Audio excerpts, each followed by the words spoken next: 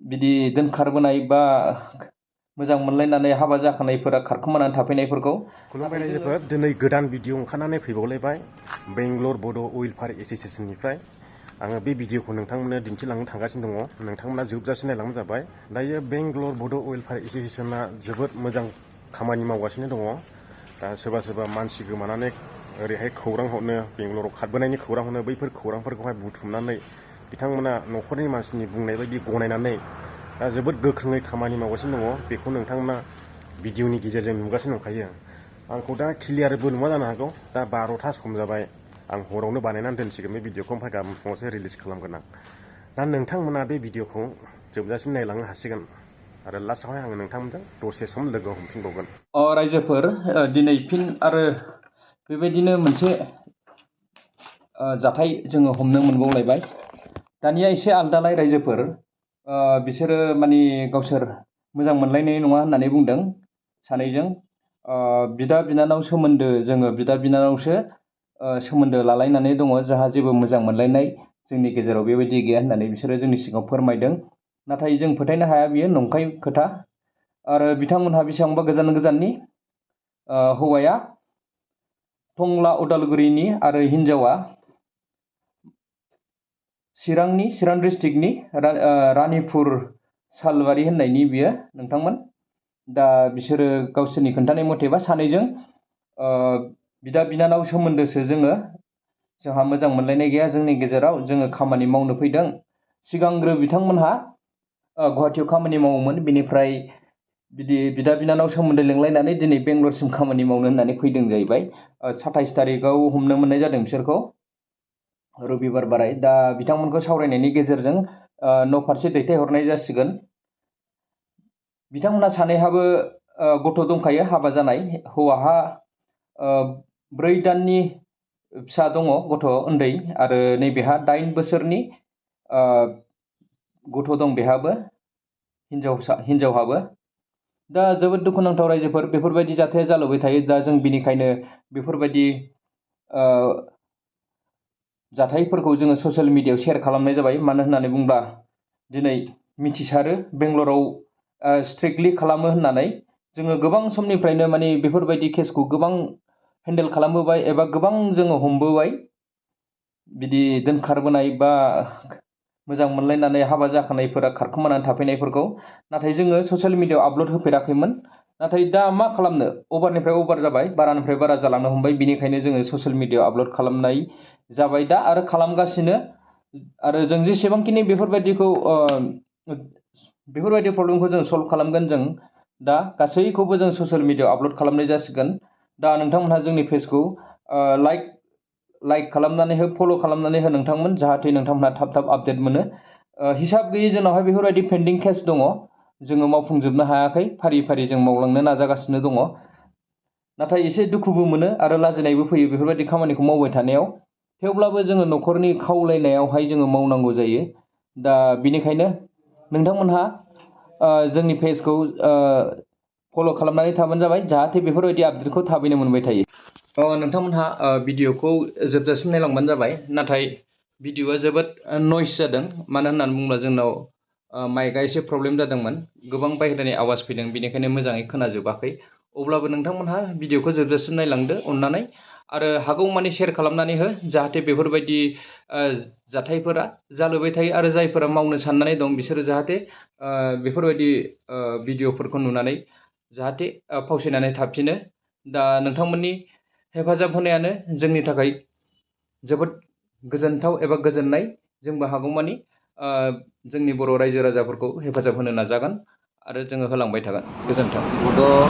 बेंगलर बड' welfare association दे जाबाय दे बिथांमोनजों रंजाफैदों रंजाफैनानै दा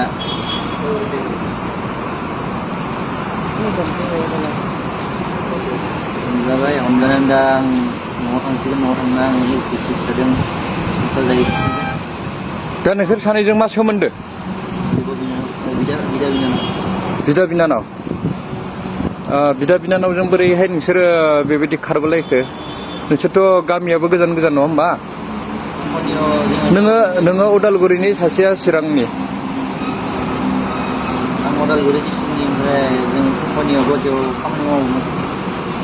बेयो फैखागोन होननायखाय आं लाना फैबाय दा फैनानै ओमफ्राय बेंगलर बड' उइलफेयारजों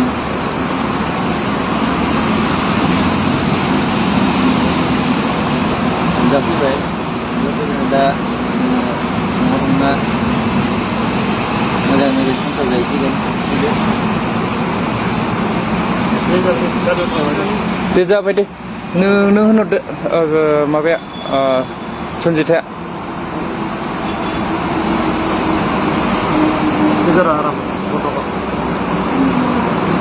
एसे गोबारै होन दे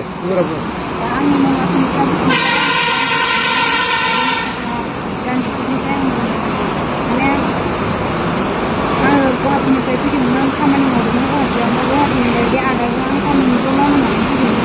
फैदोंमोन मावनो होननानै जाहैबाय गलाव गोलैफैनाबो दैफोराव गोग्लैनानै आं हमजाबाय हमजानानै जों बे आदाजों आं जेबो सोमोन्दो जालाया माने बिदा बिनानाव हिसाबै जों फैनानै मोजां मोजां खामानि मावनो फैदोंमोन गलाव गोग्लैबाय आं दा न'आव थांफिननानै मोजाङै मोजां हौवाजों बा गथ'जों मोजाङै मिलायनानै आं थाहैफिनगोन दे गोजोननाय थाबाय दे जोङो बिथांमोनखौ गावसिनि न' फारसे दैथायहरनाय जासिगोन आरो बिथांमोनहा इयुनाव बिदि जुदि बेफोरबायदि खारफिनोबा बेवहाय BBWA आफादा जेबो दायित्व थानाय नङा दा जोङो बिथांमोनखौ गावसिनि न'खरनिनो मानसिफोरनि आखायाव गथायनाय जासिगोन दिनैनो दा बेखिनियानो रायजोफोर बे भिडिअखौ नायजोबनायनि उनाव नोंथांमोना बुजिबाय जानो हाखागौ दा बिसोरबो हिनजाव गोनां फिसाय गोनांखा आरोखि गुवाहाटीनिफ्रायनो ज' खामानि मावलायनानै बेंगलराव फैदों होननानैहाय बिथांमोना गावसोरनो फोरमायना लादों गावसोरनि खुगाजों जोङो बाख्नायनांगोन बेंगलर बड' वेलफेयार एस'सियेसनखौ आरो गुबुन गुबुन स्टेटआवबो जोङो खोनाबावदों मुम्बाइ आरो तामिलनाडु बे स्टेटआवबो जोङो खोनाबावदों नाथाय हरैहाय जोंनि बर'नि आफादफोर दंब्लाबो बिसोरो इसिबां गोख्रों खामानि मावनायखौ नुनो मोनाखै बिराद दुरबल नुहुरदों फन खालामनानै बिसोरनि खोमायाव सोहरब्लाबो माने बिसोरो गिनायनि खोथासो बुङो आरोखि बे खामानिखौ मावनो हाया माखासे आफादफ्रा हरै तामिलनाडु आरो मुम्बाइ थानाय आफादफोरखौ एसे जोङो दुरबल नुहुरो बिथांमोनाबो नाजानांगौ बेफोरखौहाय एसे गोख्रों खामानि मावनोहाय आरो बेजों लोगोसे मोनसे खोथा बड'लेण्ड रायजोनिफ्राय आउट स्टेटआव फैनानैहाय हमजाफैनाय फिसाय गोनांफोर बिसोरखौहाय मोनफ्रोमबो भिडिअ होनाय जागोन नोंथांमोननो डिक्लेयार होखाबाय बेंगलर बड' वेलफेयार एस'सियेसना बेंगलराव हमजाफैयोला बिसिनि भिडिअ होनाय जागोन आरो हाबा जाखानाय हौवा हिन्जावफोरनि मोखांखौथ' क्लियार देखायखागोन आरो जाय न'खरनिफ्राय बे मानसिया गोमादोंमोन बे न'खरनि मानसिया मोनलांफिनबाय गावनि मानसिखौ बिथांमोना बेंगलर बड' वेलफेयार एस'सियेसनखौहाय साबायखर बावनांगोन दा नोंथांमोननि थाखायनो बिथांमोना गाव गावनि खामानि गारनानैहाय दा खस्थ' खालामनानैहाय बिसोरखौ हमनानै नोंथांमोननि आखायाव गथायदों नोंथांमोना साबायखर बावनांगोन आङो गोलाव खोथाबो बुंदोंसै दे बेयावनो सोरबा बोराबमोन नै दाख्लैबो हमजानायनि मोनसे भिडिअ होदों बेयावबो सोरबा बै सासेनि बिदाया आं मुंबो लानो गोसो गैलिया बे सासेनि बिदाया मेल खालामगासिनो दं आंनावहाय अलरेडि बिनि भिडिअआ फेसबुकआवनो अनेक दङ ओमफ्राय आंखौहाय डिलिट खालामनोहाय रिकुवेस्ट खालामहरदोंमोन आरो आंनिखौल' डिलिट खालामनानै मा जानो अनेक फेसबुकआवनो दङ आंथ' दे नोंसिनि बुंनायाव डिलिट खालामनोसै नाथाय बै फेसबुकआव माखासे इउटुबफ्राव थाखानायफोरखौ नोंसोर डिलिट खालामजोबनो हायोब्ला नोंथांमोना भिडिअ बानायनानै खावलाय डिलिट खालामनो थाखाय गनायगोन अब्ला आरो अलरेडि बेंगलर बड' वेलफेयार एस'सियेसननि पेजआवनो सिगाङैहाय नुजाफैखादों आरो बिनिफ्रायसो लानानै जोंबो फारि फारि होनाय जादों बै मानसिफ्रा मोनसे बर'नि आफादखौ गनायनोबो गोसो गैबावा गनायानो होनजायो दा बिसिनि केसा सिं एसे दावखोनानै दङ आरो उनावहाय नोंथांमोना मिन्थिसारफिननो हागौ नोंथांमोना बे भिडिअखौ शेयार खालामनो दाबाव सासेनिफ्राय सासेनाव दैथायहरनो दाबाव चेनेलाव गोदानब्ला साबस्क्राइब खालामनो दाबाव जेसेबांनाखि आउट स्टेटआव हमजाफैगोन जोंनि बर'नि आफादफोरजों हमजागोन बिसिनि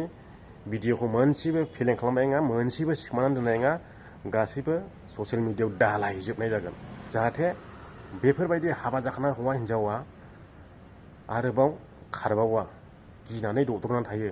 बेखिनिखौनो बुंनानै फोजोबनाय जाबाय।